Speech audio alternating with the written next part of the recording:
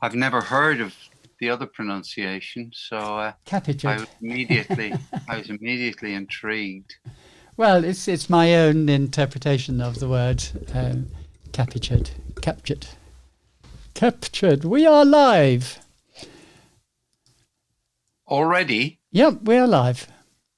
Right. Well, I better pay total and absolute attention then. And it looks good. Do you want the link to the stream? Do I want the link to the stream? No, thanks. I'll No? just be here with you. Okay. I'll give you my total attention, and I won't watch myself on any stream. Right. New Finder window. Let's see now. I don't need that window. Downloads. Did you listen to the museum at 4 a.m? It's actually quite amusing. I did listen to it this morning. Did I listen to the museum? The museum at 4 a.m. No, I didn't. No? Is that a piece of audio that we're going to play today? Yes, it's a piece of audio. Yep. Oh, good. Now, if I do that there, that's going to show on the screen, which is maybe not what we want to do. Yep. This is actually not, it's not ideal, this.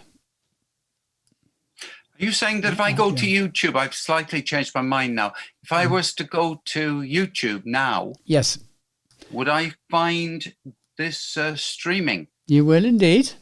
You'll find it quite easily if you go to youtube.com/c/Moira O'Brien /live, I think. Because that's my... No, it doesn't actually say it there. It did before. View and watch page. Well, I'm not seriously worried because I'll put it in the chat. Wait a minute. I can see it live right now. Yeah, good. Good. There's one person watching. That's you, is it? Yeah, I guess so. Even though I'm watching through the... Wait a minute. I'll put it in the chat. Wait a minute. Yeah, now you've got to turn the audio off, otherwise you'll get terrible feedback. I fully intend to turn... One person watching. That's you, is it? Yeah. I fully intend to turn it off. Oh no! Last time we did it to Facebook, didn't we? Or did we share on Facebook? I can't. I know we shared it on Facebook. Maybe I just shared it on Facebook. Well, since today we're talking to our viewers via YouTube, I want to say very welcome to everybody who watches YouTube and thinks that YouTube is the greatest thing since sliced bread. Oh, exactly. Absolutely. Tell me, just as a matter of interest, not trying to rush you or anything, but how long will it be before we start recording the podcast? About 5 minutes at the most, because at the moment I am just getting Audacity ready. So just bear with me. I actually need to compress this because let's move this out of the way. If you like, Moira. I like Moira, yes. You can mute yourself and I'll do something. Well, you can do something if you like. Not. Are you being distracted by me talking? Not at all. Not at all. I'm being distracted by my mouse not working very accurately, which is always annoying. I'm also distracted because I didn't empty my screen of all unnecessary bits and bobs, of which there are far too many things on my screen. It makes life much easier if I don't have anything on the screen other than what I am currently needing to use. Right, I want to compress that. Audacity effect compressor. Yes, actually, it'd be quite good for people who listen to this after watch it after we've recorded it. It's quite good to be able to say to them, skip ahead 5 minutes unless you want to. Well, I did in last week's when I shared it. Yes. I did put a timeline. Yes. Which, yeah. Now, I just want to try something with this to see if this works. Well, viewer, Moira does all sorts of magic behind the scenes that I don't understand or would No, take me that doesn't work. Okay. day to Right. learn. I've just discovered something that I can't do, which is good. Right. So we're putting this into that. I need to set this up as a share on the OBS as well, but not yet. I'm sure when she goes shopping in supermarket, she talks to the tins of tomatoes in the same way. I'm sure that's right. Oh, I don't. Yeah. Oh, that's the wrong place. Yes and no. And I don't talk out loud. But you see, when you live on your own and you only have your animals to talk to, one does tend to talk a lot to one's animals. And just because you're somewhere else, well, you see, if you're somewhere else and you don't have your animals with you, you can't talk if you're on your own. You bring your dog to recordings of the Talk Show for Talkers. I remember when we used to record it in a Blarney Woolen Mill Hotel. Oh, I don't think your dog with you, and your dog was very happy sitting in your car while we. Oh, that is true. That is true. I cannot deny that. And when I brought my dog, it was awful because the dog wouldn't stop barking all the time. I had to say, I'm just taking a break for a minute. Yeah. To go and collect, go and say hi to the dog. But then again, I have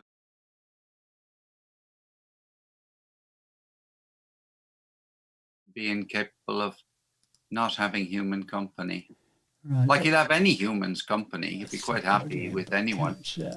But he definitely doesn't like being left alone. No.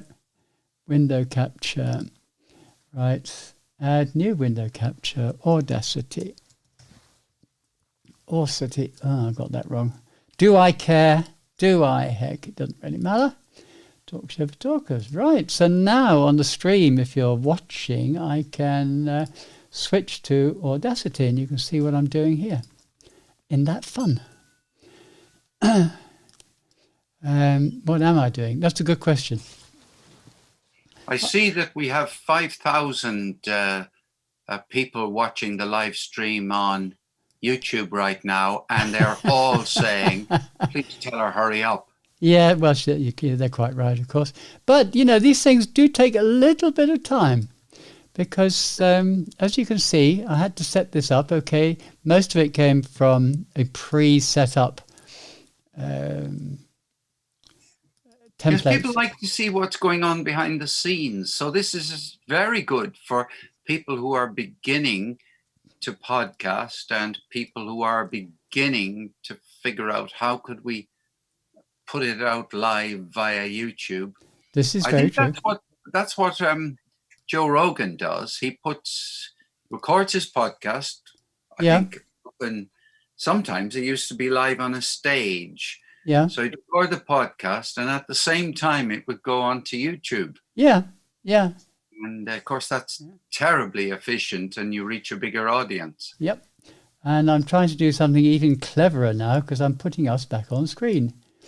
Even though we're off screen, I'm going to put us back on screen. Well, I was having a great time sending emails to people Transition. while There we you go. were doing that.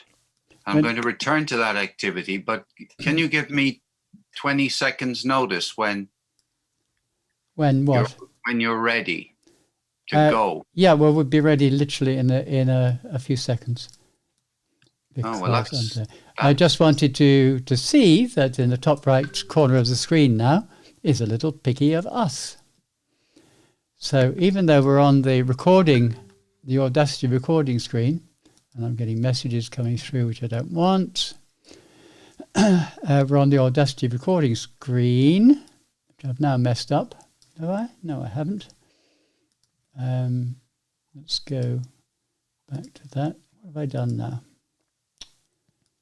Oh, I'm discovering things about this program which are, not ideal. We'll leave it as it is at the moment. I'm not going to play with that. Right. We are ready to go. Can we just check built-in? No, we're not ready to go. I need to edit some. Chief transport. Rescan audio devices. Which is strange because I thought we already had them there. Rodecaster Pro.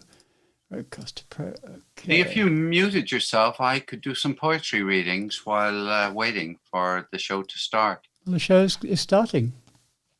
Oh, guess of course it is, actually. This is part of the show. I'm still getting used to the idea.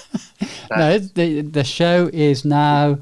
I've just pressed recording on my exterior device. I'm recording here to Audacity.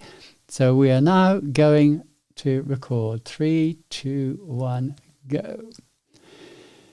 Good afternoon, good evening, good morning, Toastmasters, would-be Toastmasters, listeners and friends. You're very welcome to the Talk Show for Talkers here on irishtalkers.com, where every week we bring you the very best. The very best what? The very best information about public speaking, Toastmasters, confidence, leadership, really anything to do with being able to speak confidently and succinctly, I love that word, in public. Can I add a little phrase to that, Moira? You may. And influentially. Influentially. No, influentially. No. Okay. My apologies, listeners. Because you can be confident and be unable to influence anybody. You can be succinct and be unable to influence anybody. But if you're both, if you're confident, succinct, and influential, well, you've hit it out of the ballpark. I reckon so.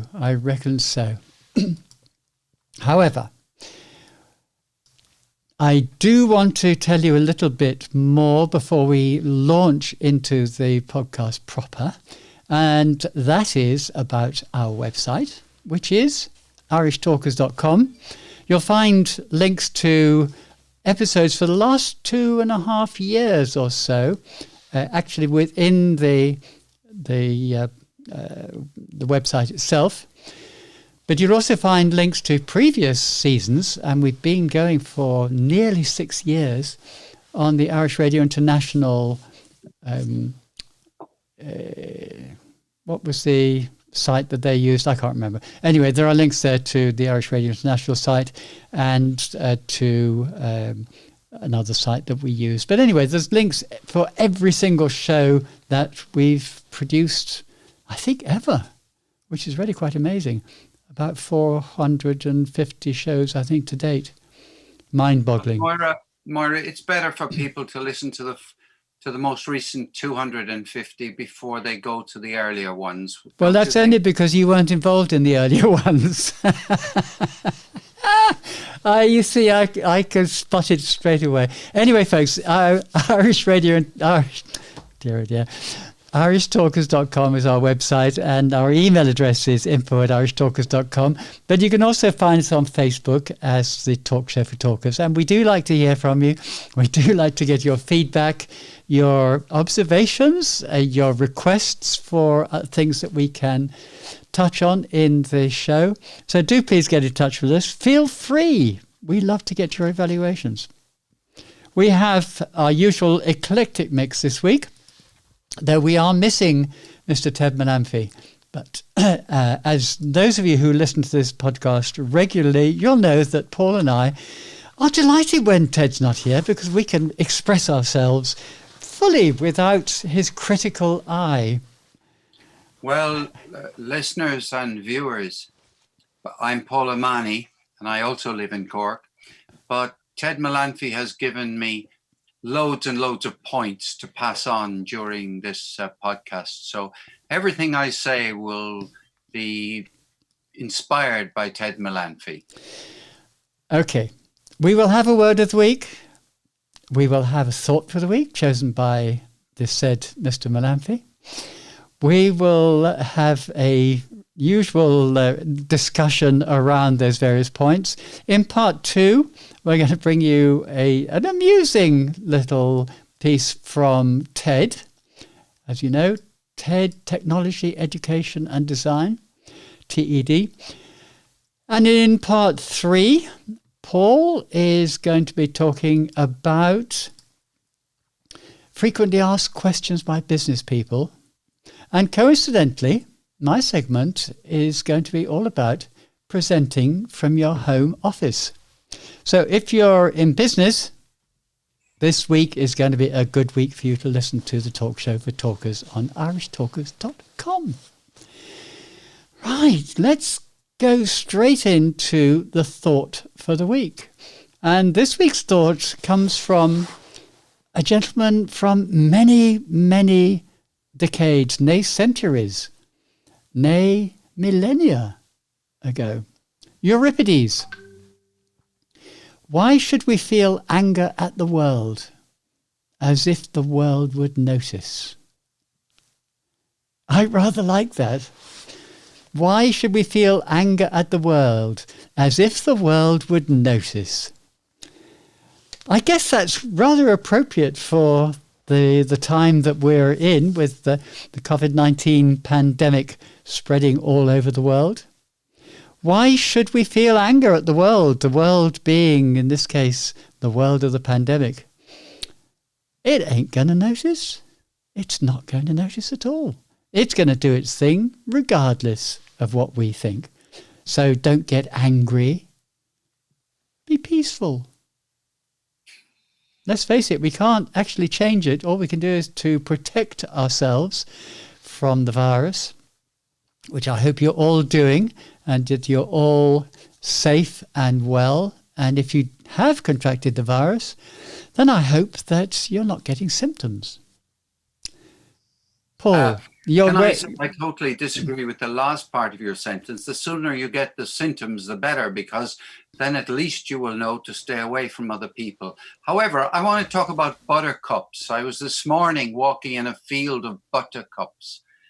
So I actually got really angry at the buttercups. I called the buttercups terrible names. I went around and hit them a hard blow. Now, Euripides, what do you think of that? I was really angry at the buttercups. Do you think I need to be committed somewhere? I can remember when I was young, we used to use buttercups to find out if you liked butter or not by taking a buttercup and putting it underneath your chin and then seeing if your chin turned yellow. If it turned yellow, you liked butter. If it didn't turn yellow, you didn't like butter. Right. There's nothing you can say to that, really, is there? Well, no, you're Paul Omani. Paul Omani always has something to say about anything and everything. Well, tell me, were all the buttercups you put under your chin, were they all yellow? Of course. Oh, of course. I mean, they had to be. If they weren't yellow, they weren't buttercups. Right. So how come they didn't turn in from a certain angle and the light? How come they didn't cast a yellow? Well, that's the mystery. On the edge of your chin. That is everybody. In those days, everybody liked butter, Moira. You didn't have all these modern margarines and things made with buttermilk and olive oil and all of those recent inventions, did you? This is true. This is true. And so much the better, really, except that you can't spread butter direct from the fridge. It's just not possible. God, this is turning into a real education program. I would say that, most of our listeners are writing that down. You can't spread butter directly from the fridge. That's a super start of a speech and that you'd want to impress other people with, Moira. It's a good opening. It's a good opening. Yeah. I think if that's the quality of the speech introduction that people would learn at Toastmasters, I think they'd be queuing up. Fantastic. Yes. Now, listeners, if you're new to the show, please be aware that you should disregard 90% of what Paul says, except in his own segment where he, of course, is generally unchallenged in what he says, and he does tell the truth then. But outside of that, he does tell the most enormous porkies. But he's Yes, not a callow individual. He does have some good qualities. And for that, I'm going to hand over to him to introduce his word of the day. Thank you very much, co-presenter. A number of listeners may well have heard you say that Paul is not a shallow individual, and that is far from the case. And also, you may have misheard what Moira said because she's used a word with which you're not familiar. So I want to say that, I want to ask a question. Have you ever wanted to tell somebody that you're immature and you're inexperienced and you're really a bit of a juvenile? Have you ever had a wish to say that? And of course, if you say to somebody you're inexperienced, you're immature, and you're juvenile, how are they going to react if they understand those three words? Well, we know. However, if you want to say all that to them and leave them a little flummoxed and unsure of what you've said so that they will continue to listen to you, and you'll have the satisfaction of giving them an adequate description of what they're like, you'll say, Moira, you really today have been quite callow. Callow, the word callow. Not a frequently used word, but a valuable little addition to your own golf club of words, or golf balls, I suppose I should really call them. Callow. Handy. Now, I wouldn't advise you really to use the word callow unless you were with some people who have at least some kind of chance of having heard the word before, because nothing is more likely to absolve you of friendships than if you start using words that the people who you're talking to never heard before, can't understand, because they're likely to stop paying attention to you and start racking their brains for either, should I understand that word? Am I looking silly because I don't? Should I own up and say, what does that mean? So, callow, it's a handy word. It dictionary definition, it's somebody who lacks adult sophistication. Lacks adult sophistication. So they could be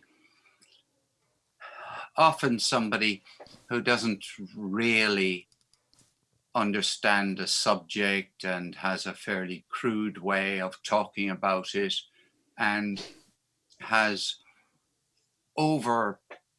too much confidence. So there's a phrase that sometimes people use as a callow youth.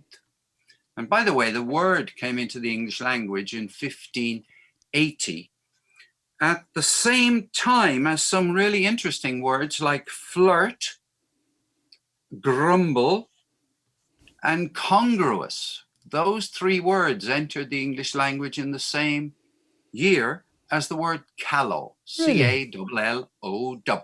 Now that is interesting. So thank you, Paul, for that. And we'll bring this segment to a close.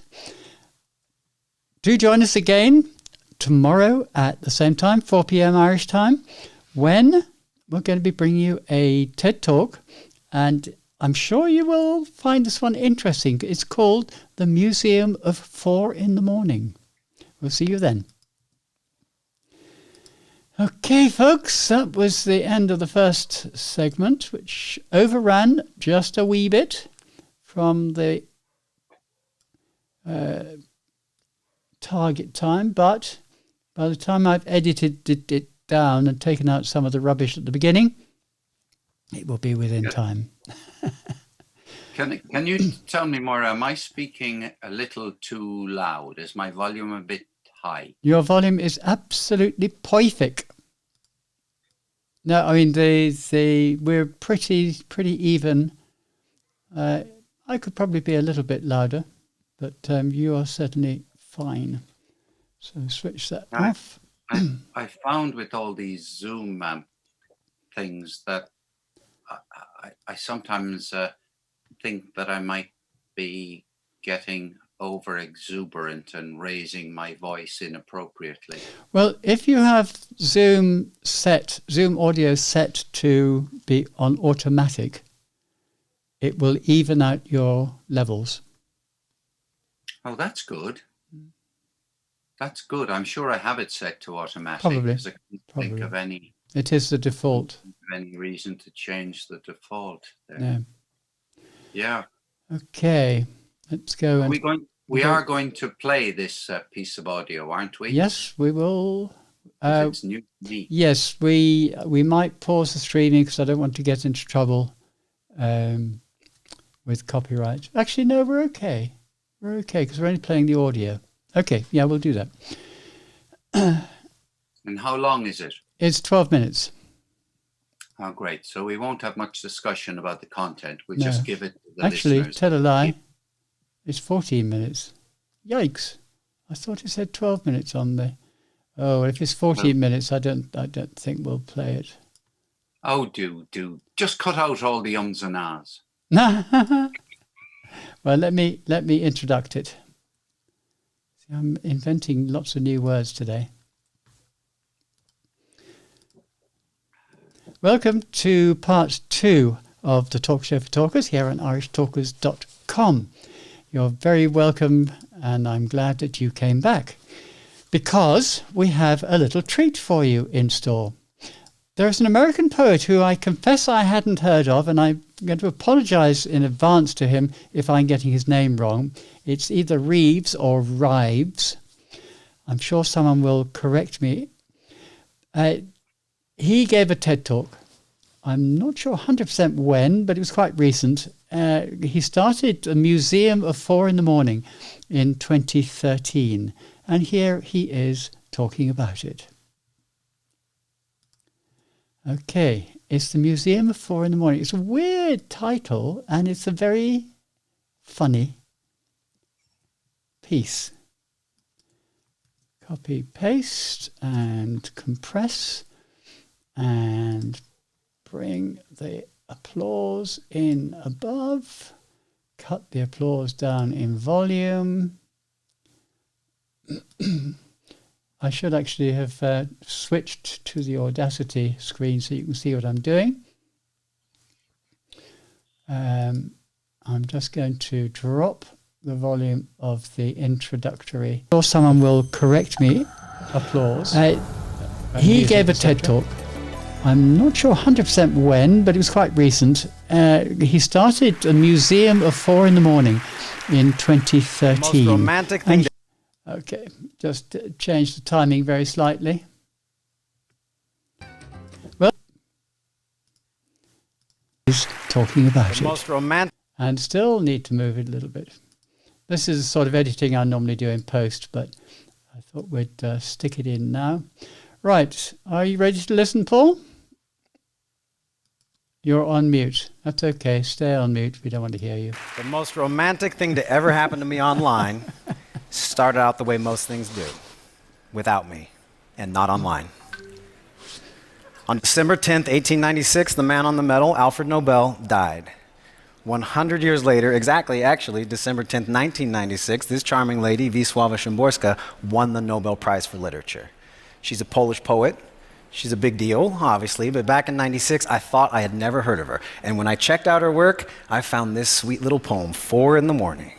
The hour from night to day, the hour from side to side, the hour for those past 30. And it goes on. But as soon as I read this poem, I fell for it hard. So hard, I suspected we must have met somewhere before. Had I shared an elevator ride with this poem?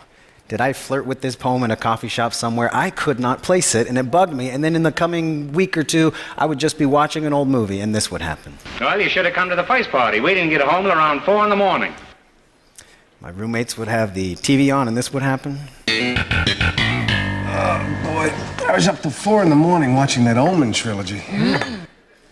Be listening to music, and this would happen. It's 4 o'clock in the morning. Damn it. So you can see what was going on, right? Obviously, the demigods of coincidence were just messing with me. Some people get a number stuck in their head. You may recognize a certain name or a tune. Some people get nothing, but 4 in the morning was in me now, but mildly, like a groin injury. I always assumed it would just go away on its own eventually, and I never talked about it with anybody. But it did not, and I totally did. In 2007, I was invited to speak at TED for the second time, and since I was still an authority on nothing, I thought, what if I made a multimedia presentation on a topic so niche it is actually inconsequential or actually cockamamie? So, my talk had some of my 4 in the morning examples, but it also had examples from my fellow TED speakers that year. I found 4 in the morning in a novel by Isabel Allende. I found a really great one in the autobiography of Bill Clinton. Found a couple in the work of Matt Groening, although Matt Groening told me later that he could not make my talk because it was a morning session, and I gather that he is not an early riser. However, had Matt been there, he would have seen this mock conspiracy theory that was unfreaking canny for me to assemble. It was totally contrived just for that room, just for that moment. That's how we did it in the pre-TED.com days. It was fun. That was pretty much it. When I got home, though, the emails started coming in from people who had seen the talk live, beginning with, and this is still my favorite, here's another one for your collection. It's the friends you can call up at 4 a.m. that matter. The sentiment is Marlene Dietrich. The email itself was from another very sexy European type, TED curator Chris Anderson. Chris found this quote on a coffee cup or something, and I'm thinking, this man is the typhoid Mary of ideas worth spreading, and I have infected him. I am contagious, which was confirmed less than a week later when a Hallmark employee scanned and sent an actual greeting card with that same quotation. As a bonus, she hooked me up with a second one they make. It says, just knowing I can call you at 4 in the morning if I need to makes me not really need to, which I love because together these are like, Hallmark, when you care enough to send the very best, twice, phrased slightly differently. I was not surprised at the Tedster and New Yorker magazine overlap. A bunch of people sent me this when it came out. It's 4 a.m., maybe you'd sleep better if you bought some crap. I was surprised at the Tedster Rugrats overlap. More than one person sent me this. It's 4 o'clock in the morning. Why on earth are you making chocolate pudding? Because I've lost control of my life. Yeah. And then there was the lone Tedster who was disgruntled. I had overlooked what he considers to be a classic. Well, get up, I'm not kidding. Come on. Is that an accident? No, it's not an accident. You wanted to get out of the house anyway, right? Well, not at 4 o'clock in the morning. So that's Close Encounters, and the main character's all worked up because aliens momentously have chosen to show themselves to Earthlings at 4 in the morning, which does make that a very solid example. Those were all really solid examples. They did not get me any closer to understanding why I thought I recognized this one particular poem, but they followed the pattern. They played along, right? 4 in the morning as this scapegoat hour when all these dramatic occurrences allegedly occur.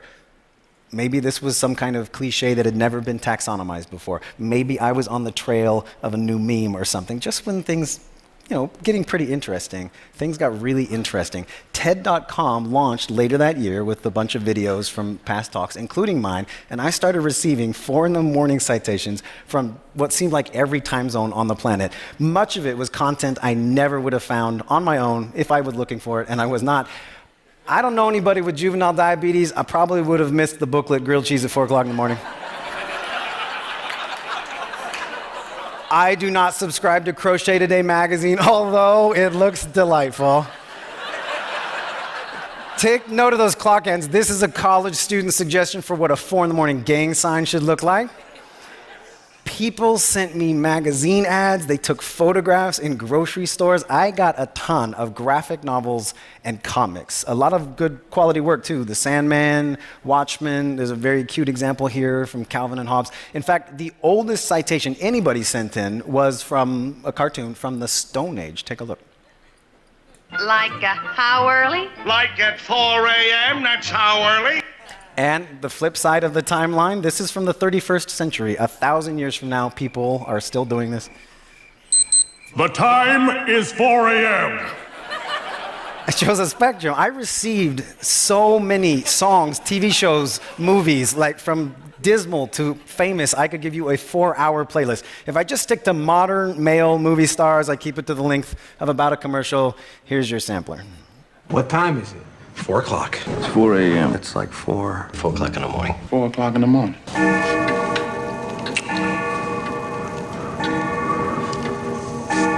I'm afraid 4 a.m. 4 o'clock. 4 o'clock in the morning. 4 in the morning. It's 4 a.m. We're supposed to be back here at 4 o'clock. 4 o'clock if we're bored. We don't return here until 4 o'clock. Oh, 400, 4 a.m. 4 o'clock if it's 4 o'clock. Yeah. So, somewhere along the line, I realized I have a hobby I didn't know I wanted. And it is crowdsourced. But I was also thinking what you might be thinking, which is really, couldn't you do this with any hour of the day? First of all, you are not getting clips like that about 4 in the afternoon. Secondly, I did a little research. You know, I was kind of interested if this is confirmation bias. There is so much confirmation I am biased. Literature probably shows it best. There are a couple 3 in the mornings in Shakespeare. There's a 5 in the morning. There are 7 4 in the mornings, and they're all very dire. In Measure for Measure, it's the call time for the executioner. Tolstoy gives Napoleon insomnia at 4 in the morning right before battle in War and Peace. Charlotte Bronte's Jane Eyre's got kind of a pivotal 4 in the morning, as does Emily Bronte's Wuthering Heights. Lolita has a creepy 4 in the morning. Huckleberry Finn has one in dialect. Someone sent in H.G. Wells' The Invisible Man. Someone else sent in Ralph Ellison's Invisible Man. The Great Gatsby spends the last 4 in the morning of his life waiting for a lover who never shows. And the most famous wake-up in literature, perhaps, The Metamorphosis. First paragraph, main character wakes up transformed into a giant cockroach. But we already know, cockroach notwithstanding, something is up with this guy. Why? His alarm is set for 4 o'clock in the morning. What kind of person would do that? This kind of person would do that.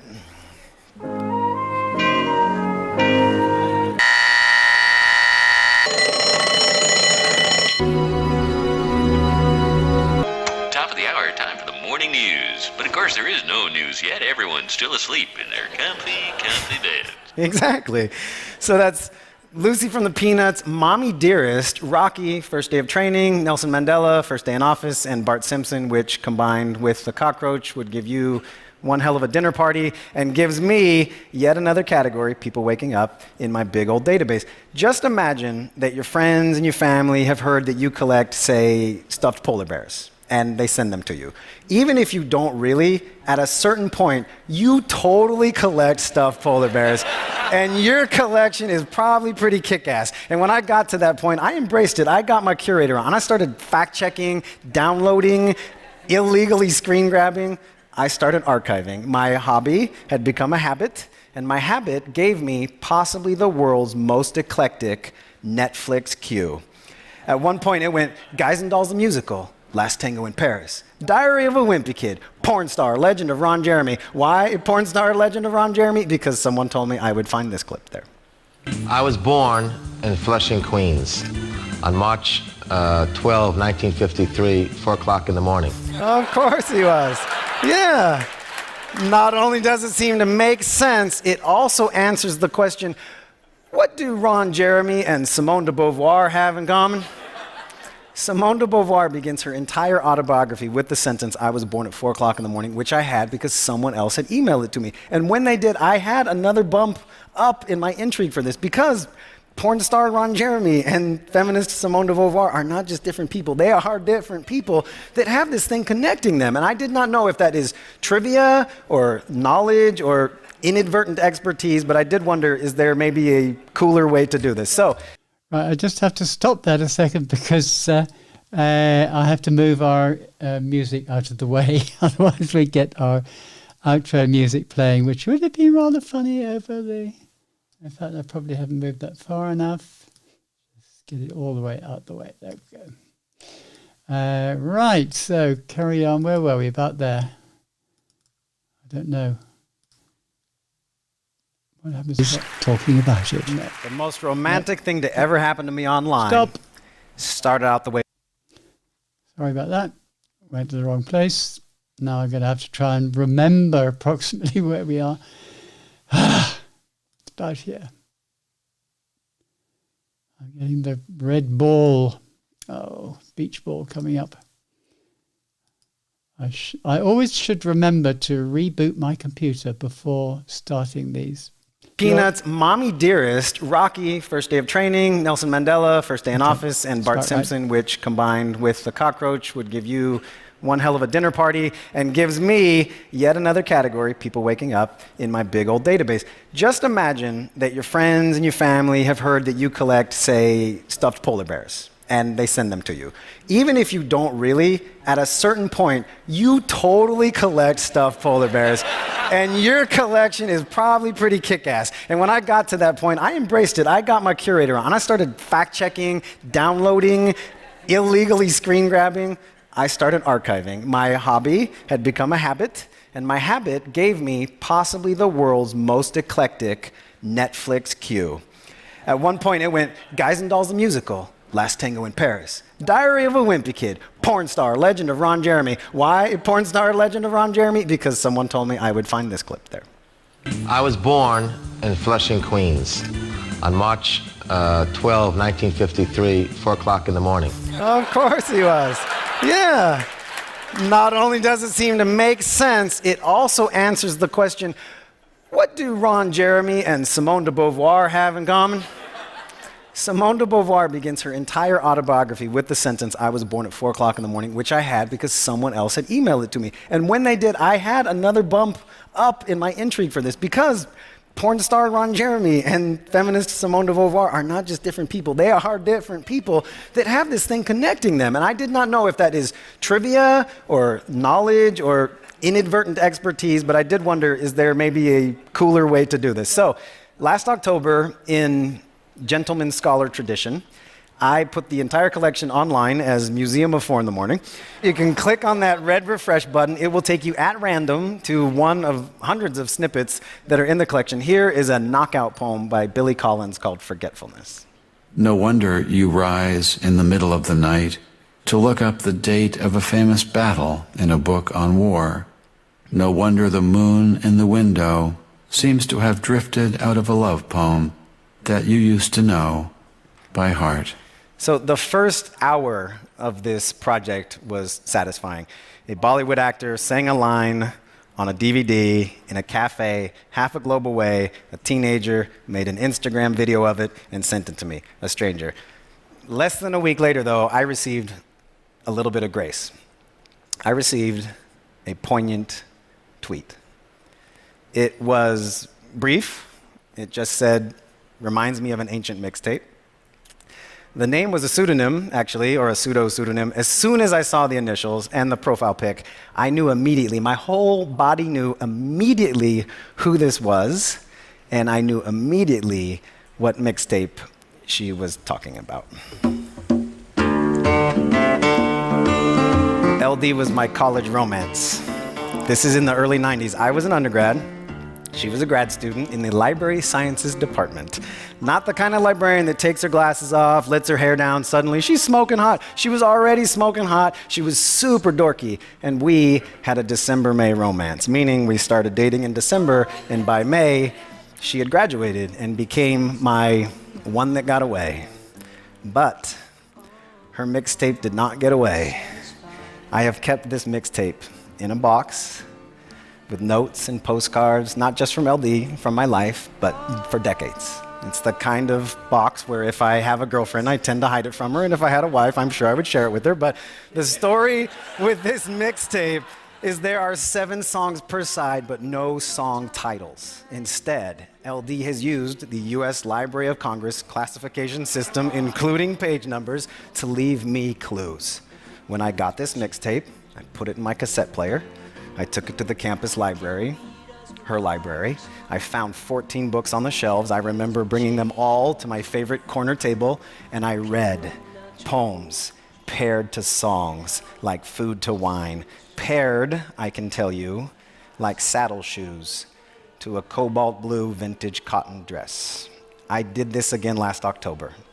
I'm sitting there, I got new earbuds, old Walkman. I realized this is just the kind of extravagance I used to take for granted, even when I was extravagant. And then I thought, good for him. PG is Slavic literature. 7000 series is Polish literature. Z9824 is a collection of 70 poems. Page 31 is Wisława Szymborska's poem paired with Paul Simon's Peace Like a River. 4 in the morning, I woke up from out of my dream.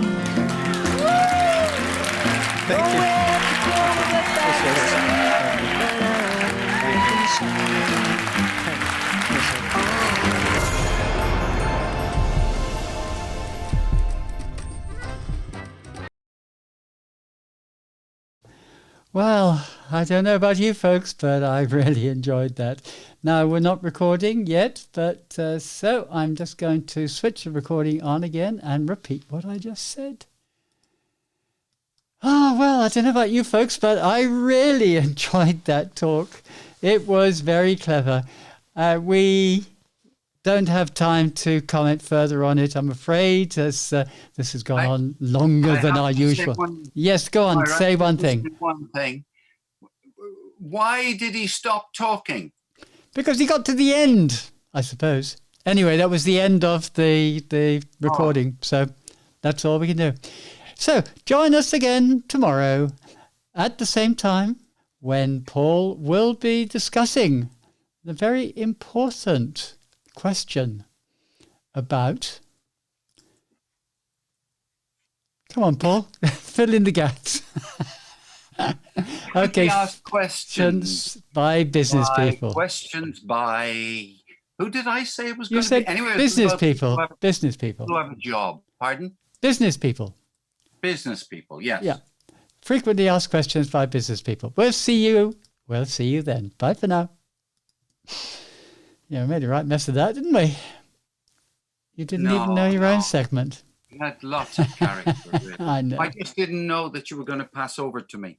Well, it's only because I couldn't put up the WhatsApp group quick enough to find the spot to make sure that I got the introduction correct. Well, That's it just showed everybody that we don't have a script. We haven't got a storyline.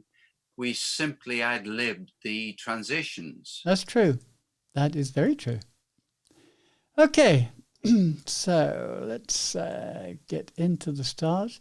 Now, if you're watching on the live stream, you would have seen me manipulating, if that's the right word, manipulating the Audacity file to get everything in sync. If anybody is interested in the technicals, they're very welcome to email us at info@irishtalkers.com, where I'll be happy to discuss what we do in the back end of this recording. Okay. Moira, I'm going to ask you a number of questions during the next segment. Okay. And I'll be hoping for, not the correct answer, but the one that comes straight away to you. I will give you succinct answers, and I will endeavour not to be callow in those answers. Oh, you're past callow. Actually, listeners, we're very bad in this show. We have a word of the week, and we rarely use the word of the week ourselves during the show. I do try to do it when I give the introduction to it. Doesn't always work because the word is not always applicable. But we tend to forget about the word thereafter, which, as Toastmasters, is really bad. We should be making an effort every week to use the word. Okay. Moira is speaking using the, what's the word? The royal we there. Of course. Okay. Let us return to part 3.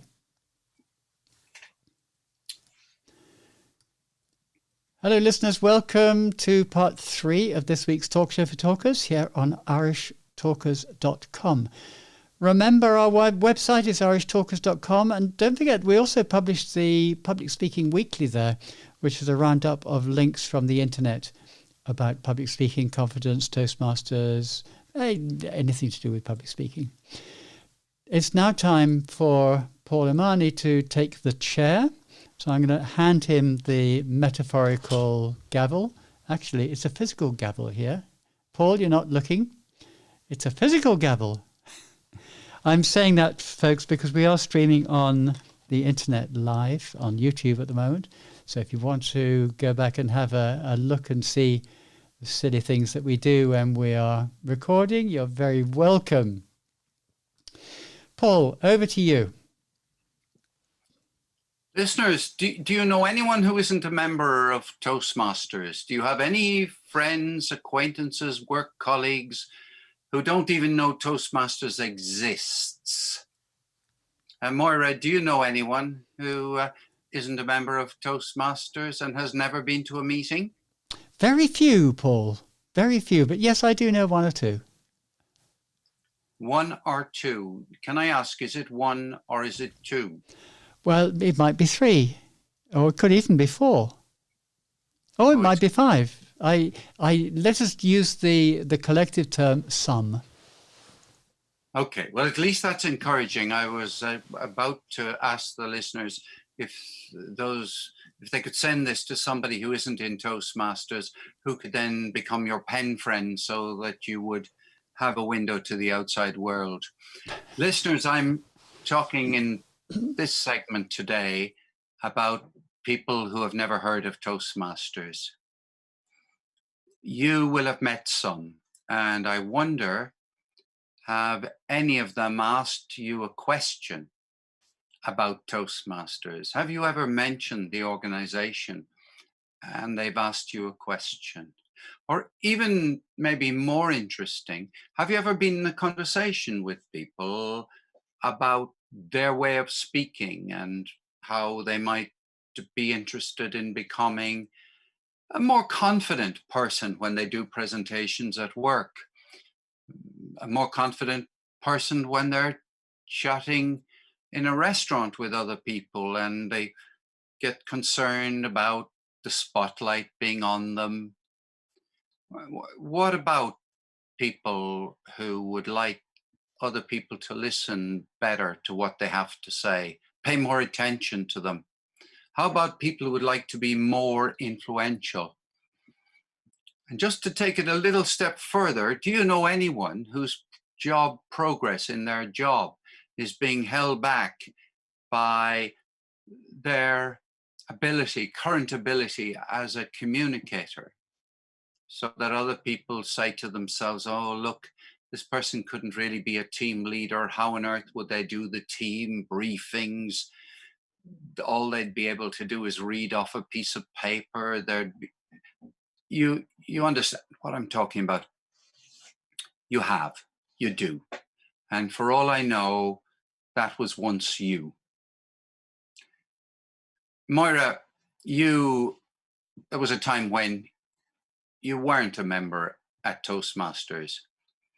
I think you joined Toastmasters in, let's say, 2014, I think. But the exact date doesn't matter. But before that time, what sort of an interest did you have in improving the way in which you could speak to people? I think Moira's gone off for a cup of coffee. So I won't. She was considering her response, and I'm flummoxed. Okay, let's put it another way. When did you first consider improving your ability to influence other people? A long time ago, and a long time before I joined Toastmasters. Right. So let's say, would it have been 10 or 15 years? I would say 20 years before I joined Toastmasters. So there was a time when you wanted to improve yourself. You wanted to get ahead in some way. Yeah, of course. Yeah. And did you ever hear of any organization that could help you to do that? I did know about Toastmasters. I did learn about Toastmasters. They existed and had a fairly good idea of what they could do. But it took me 20 years. How did you find out what Toastmasters could do? By inviting Toastmasters to come and talk to the small business group that I belonged to at the time. And what gave you the idea that they wouldn't disgrace themselves and that your own reputation would sink as a result of asking these people called Toastmasters to come to the meeting? I should rephrase that. It wasn't myself personally who invited them. It was the committee of the time. Before that time, I knew nothing about Toastmasters. Well, I'm getting at the fact that it's quite a normal situation for people to not know anything at all about Toastmasters, and for some reason they find out, and for some reason they pay attention, and they begin to think that Toastmasters is somewhat relevant to them. Now, it's very unlikely that somebody who has no interest in becoming more influential, no interest in improving their communication skills, it's highly unlikely that somebody who says to themselves, I'm good enough, I do not need to be any better as a communicator than I am. I need to be better at mixing chemicals. I need to be better at counting numbers, but I definitely don't need to be a better communicator. Have you ever met someone like that, Moira? No, I don't think so. I've met a lot of people who would like to be a better communicator, but are too terrified, and are too terrified even to consider joining Toastmasters, even though they might accept that Toastmasters might be able to do something about it, but just too terrified. So what you're really saying, and I'm sure I have met a lot of people like this, that the average person out there is highly likely to want to be better at communicating and influencing other people. Yeah, I think I don't know if it'll be the majority, but certainly a large proportion. Yeah. And if I met somebody in a pub and they told me, you know what, I'm good enough as a communicator. In fact, I'm more than good enough. I'm a great communicator and I'm highly influential. What do you think I'd say to myself? Well, this is an interesting one, because I have met quite a few people in my time, during my time in Toastmasters, who have said, "Oh, I don't need Toastmasters. I am a confident speaker. I know what I'm doing." But when you listen to them speaking, you realize that whilst they may be confident, they may be able to stand up in front of people and talk quite happily, that they don't necessarily know how to construct a good speech. They don't understand body language. They don't understand audience connection. They don't understand... Hold on. You're going through a list of all the things that somebody might get if they join Toastmasters, yes. Right? I'm thinking about somebody out there. You meet them at a bus stop, you chat to them and you say to them, what do you do? They tell you, oh, I've got a job in an office. I've got 3 or 4 staff reporting to me. And you say to them, and tell me, how do you communicate with those staff? And they say to you, I'm a really top-class communicator. I get my message across to them. I put it, I'm very influential. They do everything I communicate to them. I think that the average person listening to this will say, those kind of people don't realize the potential that they have to be developed as a better, more competent communicator. They don't realize yet that they could be much better than they think they are. Yes. So that means that from the point of view of what I'm going to tell you about now, there's millions of people in the world who are keen to do what Toastmasters offers. They're keen to get more confident, more influential in the area of communications. Now, I'm thinking about what kind of questions people like that would ask if anyone went to them, anyone from Toastmasters got into a conversation with them. What would they ask that representative of this organization they know nothing about? What questions would they ask? So I'm going to give you a few questions to see what kind of answers you come up with immediately.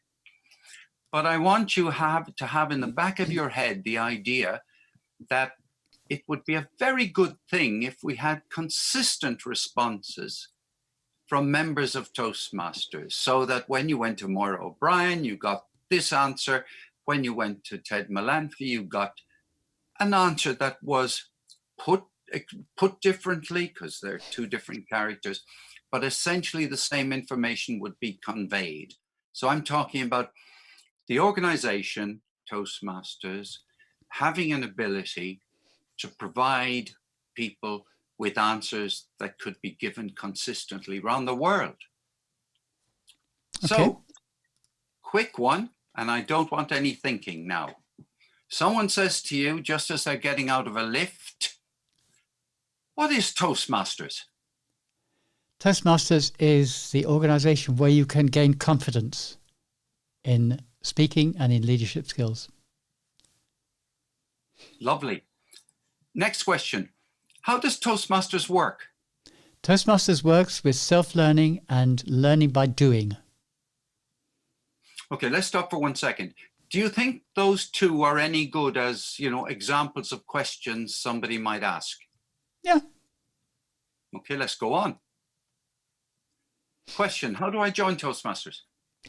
Come along as a guest to any meeting anywhere in the world of 15,000 odd clubs worldwide. How do I join a club near me, local club? How do I do that? Go on to toastmastersinternational.org and click on the Find a Club link. You'll find all the clubs that are local to you. How do I contact my local club? There will be a link within that to the club's webpage, but it will also give you a telephone number and an email address. And tell me, how would I join an online club? I can't go to meetings locally. How would I join an online club? Same way as you would join any other club. You send them an email and you will get a response with information. And what would be the next step? I get all the information. What's the next step? The next step is to join. Well, is to go to a meeting, to go as a guest to a meeting. Go a couple of times or 3 times or 4 times. And then when you like what you see and you hear, you can join up. How do I join? Do I have to be proposed and seconded by people? Depends upon the club. Do you have an application form? Most clubs will do. All clubs will do. And tell me, do clubs advertise for members? Some do. Do all clubs want to have more members? Always. Without fail. I mean, for the most part, how do clubs attract new members? You're asking me these difficult questions, Paul. It depends upon the club. Most clubs will publicise themselves in their local press, in leaflets, in open meetings, various ways. Okay, let's go back for 1 second. Were any of those questions, now we've done the first 2, what is Toastmasters, how does it work? Then we had all these ones about joining and clubs. Were any of those questions that, a person wouldn't ask? No, I think a person would ask most of those questions if he was interested enough. Yeah. Okay, I'll just ask you one more. Well, no, I'll ask you 3 or 4 more, but they're all related. How much does it cost to become a member of Toastmasters? Most clubs would charge around about 50 or 55 euro for every 6 months. So maybe €100 a year, thereabouts, or $100 or, Yeah. Something like that. Just a small aside from me, that's $2 or €2 a week. Yes, is that right? Yeah, it's about that. Can I pay by direct debit? No, it depends on the club. Can I pay by credit card? It depends on the club. Can I pay by PayPal? Depends on the club. Can I pay monthly? Possibly, but it depends on the club. Probably not. How long do I have to join for? Most clubs, you would have to join for a minimum of 6 months, But you would probably have to pay your 6 months membership up front, because the club will be paying over a substantial part of that to Toastmasters International to feed down through the organisation to keep the organisation alive. And if I don't like it, can I have my money back? Nope. Unlikely. Okay, we'll stop, because now I've been asking you these questions because in front of me, I've got a spreadsheet. And in front of me, I have topics, questions, answers, and I have another column for authority and reference links. And this is a piece of work I'm doing with some other people. And I just thought that it might be worth talking to our listeners. And you've been a fabulous person to interview. Thank you. And I want to thank you especially for your succinct answers. I wasn't callow at all. Well, you've been around too long to be callow. Yes, well, Good. there Excellent. we are. So can I now bring this to a close? I think that would be good. Now, I would, of course, love people to send me additional questions that they've heard, complete newcomers, not at the meeting, but people who they met on the street and went and had a cup of coffee with them, and they said, well, what do you do? And they said, well, I've got a job and I got a real problem because, I failed to get promotion 3 or 4 times. And I think it's because I'm actually not very confident when I am asked a question. And on that note, we shall bring this one definitely to a close. And we'll see you again tomorrow, when I'm going to be talking about how you can make presentations when you're working at home in a business environment. So we'll see you then. Right, you've really, really ran over there, as you can see from my frantic flashings of screens. Let me confess then that I was looking at the spreadsheet, not the screen. Well, I was hoping that it might catch the back of your eye or something. 6.5 minutes, 6 3/4 minutes over. Listeners, if you we allocate around about 12 minutes to each segment. We can go over by a couple of minutes. We don't mind that. The reason we do that is not because we don't have anything interesting to say for more than that length of time, but because unfortunately our listenership, or the listenership, I won't talk about you as a listener, but listenership generally these days have such a short attention span that if we go into what is this one? How long is this actually? 19 minutes in one segment. That is just a wee bit long for people to... So we might lose people's attention. This is the point. Cut it, slash it, burn it. There's not a lot that I could... There's little bits I can cut out of it, but not a huge amount. Surely you can cut out most of my introduction and also about 4 or 5 of the questions. Paul, as you know well, I always cut you dramatically. Oh, thank goodness. Where would I be without somebody who cuts the head off me? It depends. I have very little time this week. Unfortunately, I have very, very little time to do any editing because I'm so heavily involved in district.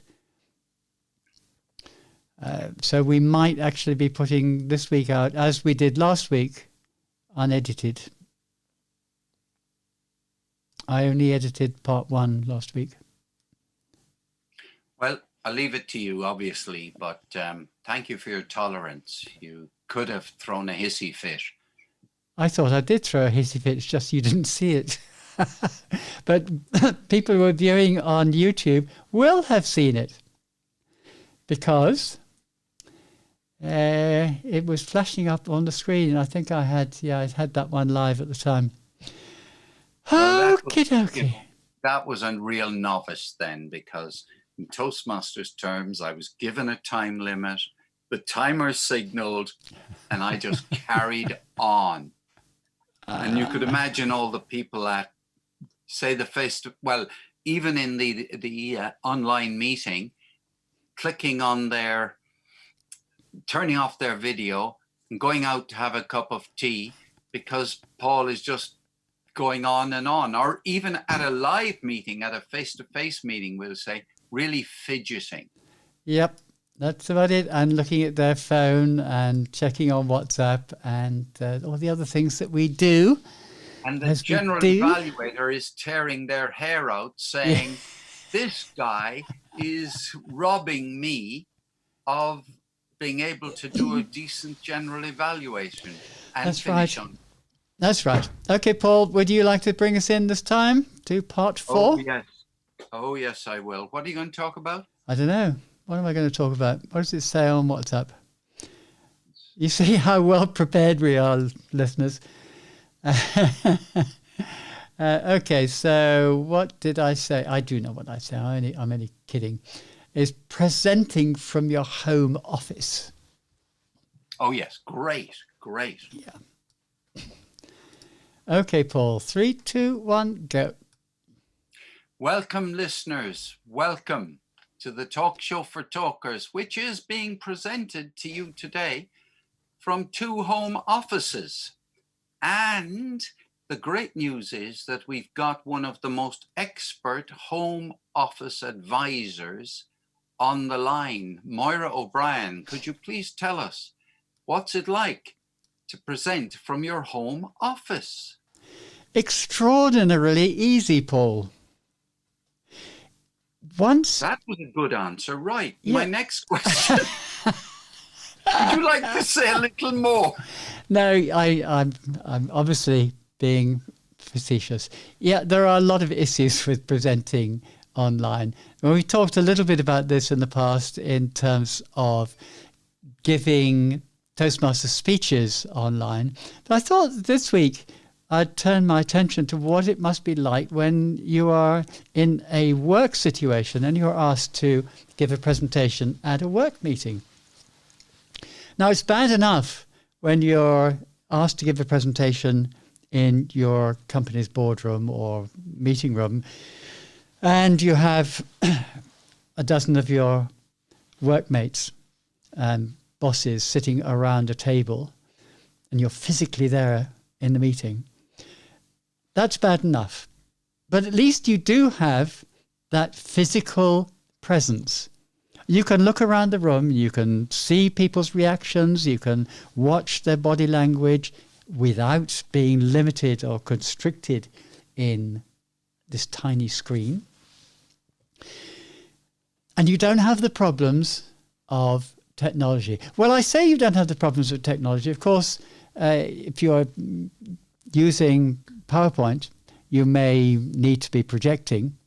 So from that point of view, there is still that technological element.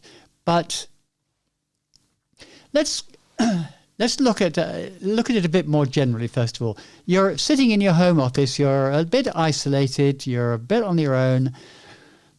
Now you have to give a presentation to your work colleagues. What's the first thing you're going to think of? I'm posing that as a rhetorical question because obviously you can't answer me, but I'm going to tell you what you're going to have to think of. What does your audience need from this presentation? Not what do I want to give them? What does your audience need? What's the takeaway that your audience is going to get from this presentation? Okay, that's the first thing.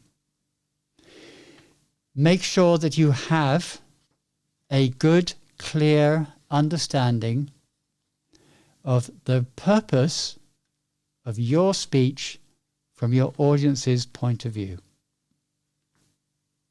Secondly, consider collaboration with one of your colleagues. Now, just because you're online does not mean to say that you are limited to being just yourself.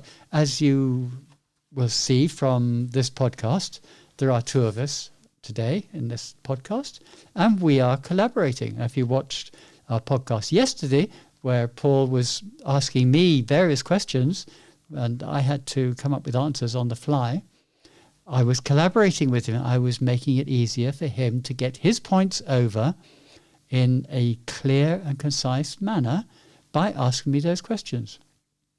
So consider putting your head together with one of your colleagues to make a more dynamic presentation.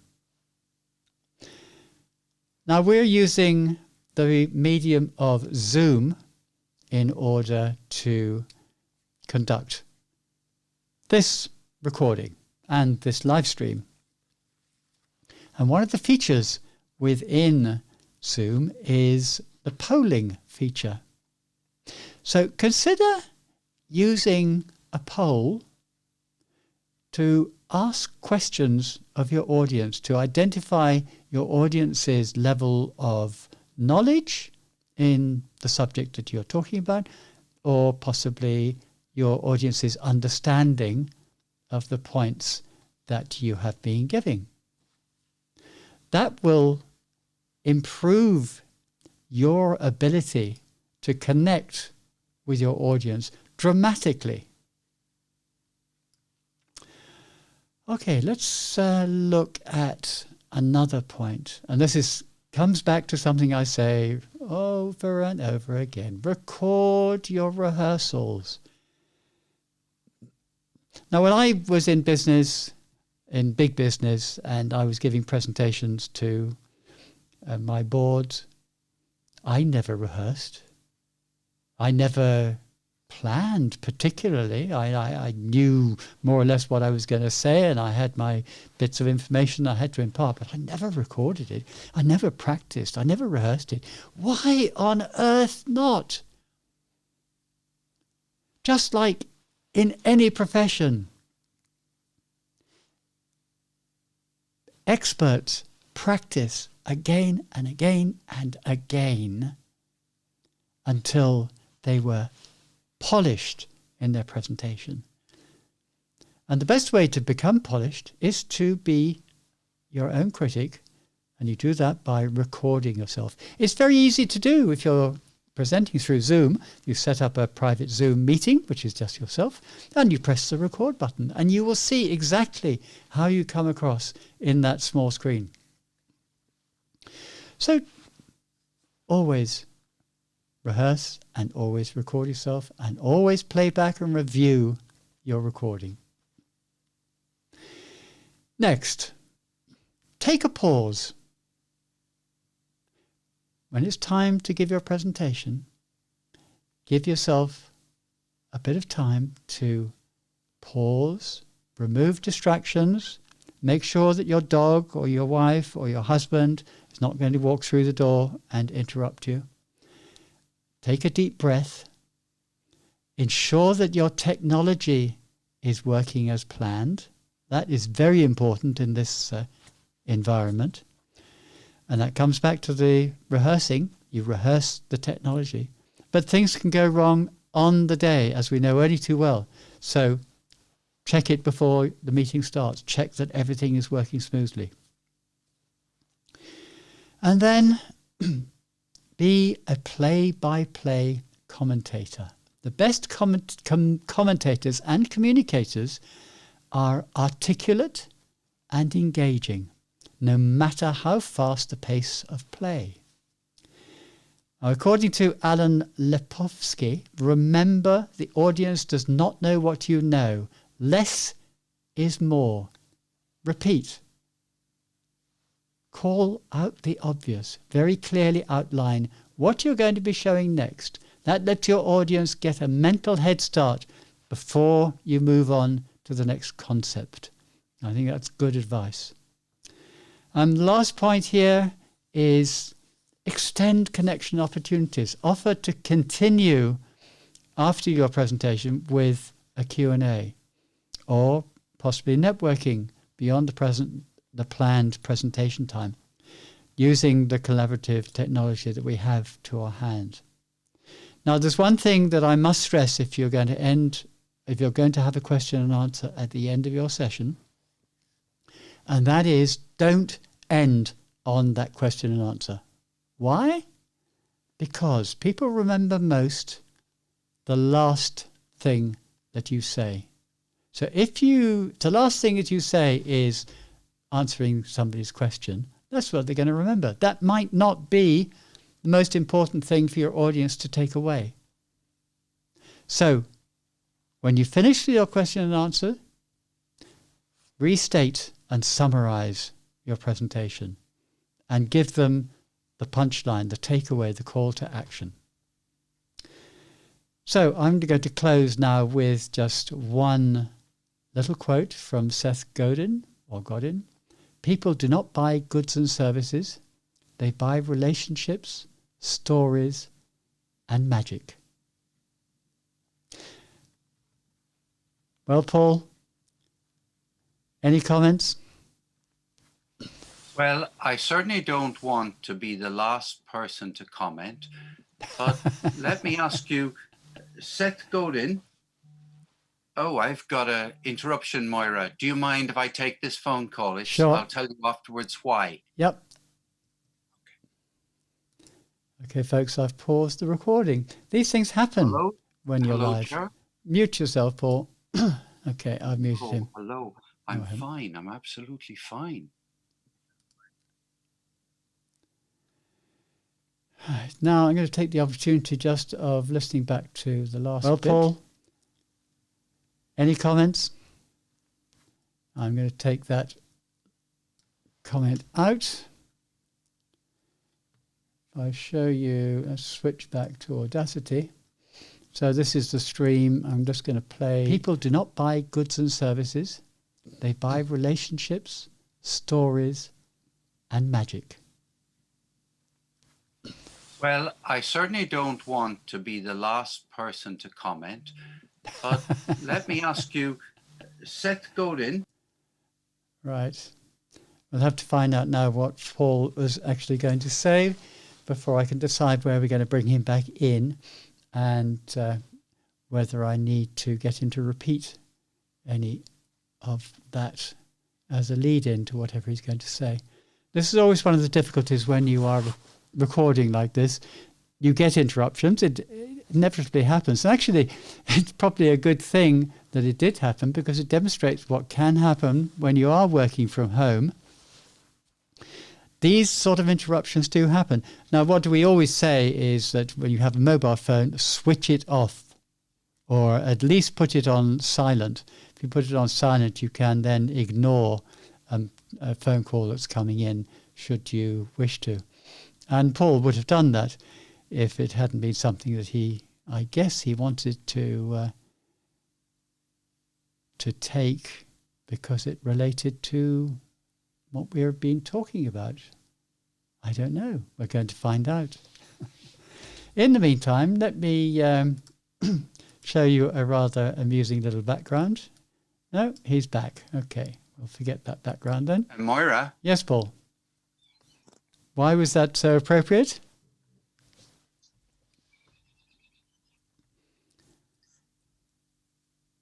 Yes, I'm waiting. Oh, right. I'm totally ready to resume. Okay. That was a call from a very high up person in District 71. Oh, That's I see. all I'll say. Okay, right. Where do you want to come back in? Well, yes, I certainly don't want to be the last person to comment. Okay, do you want to take it from there? So I don't want to be the last person to comment. And then you were going to say something about Seth Godin. Yes. Okay, I'm going to delete that. And so you're coming from after I've asked you if you had any comments, which I've actually removed.